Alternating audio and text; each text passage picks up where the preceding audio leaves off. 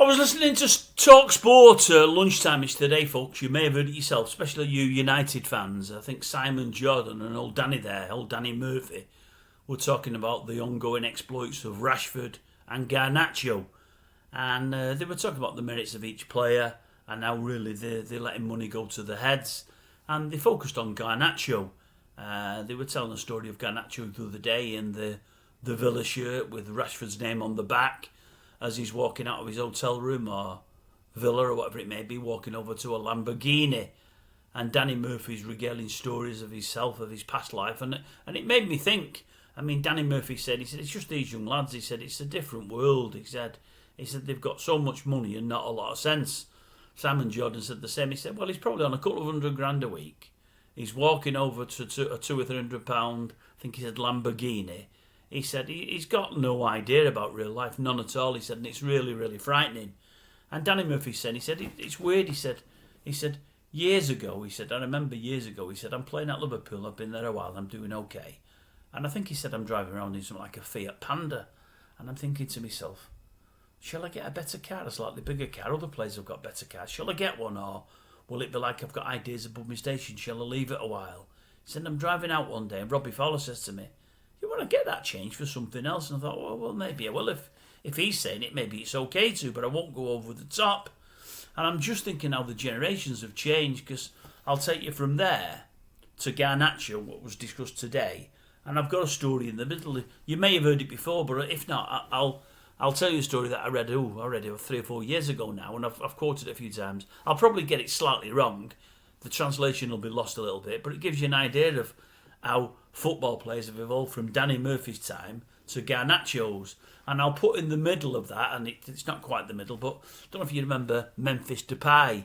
He came across to us from that there Holland, and only played a year or two, didn't really cut it. And I believe when he came over, he thought, I've got the big move. I'm at Man United. It was at a time when they weren't doing too badly. Lots and lots of money. And he was a bit of a show-off. He said, and the players tried to get hold of him and said, look, just calm down. Anyway, Wayne Rooney said, look, I pulled him one day. I said, look, Memphis, this is no good. You're too flash by half. He said, take it easy, earn your stripes, get on at the football club, then be as flashy as you like. Do it on the pitch first. He said, so I had a word with him. He said, I'm sure it was at the end of Fergie's reign. I'm sure it was here when Fergie was here. I should remember, but I don't. Anyway, he said, I thought to myself, I think I might have got through to him today. And anyway, he'd been dropped to the reserves for a couple of games because he was just too cocky by half, and he needed a peg down or two. I'm sure Fergie was still there. I should know, but my memory's crap. I keep telling you this.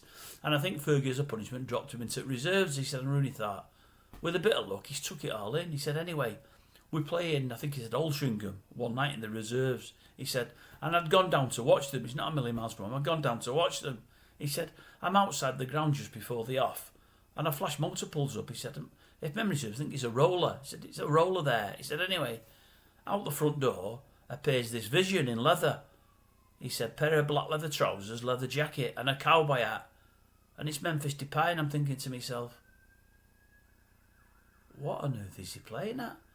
I've had a word with him. It could have been a Bentley, to be honest with you. He said, but I've had a word with him.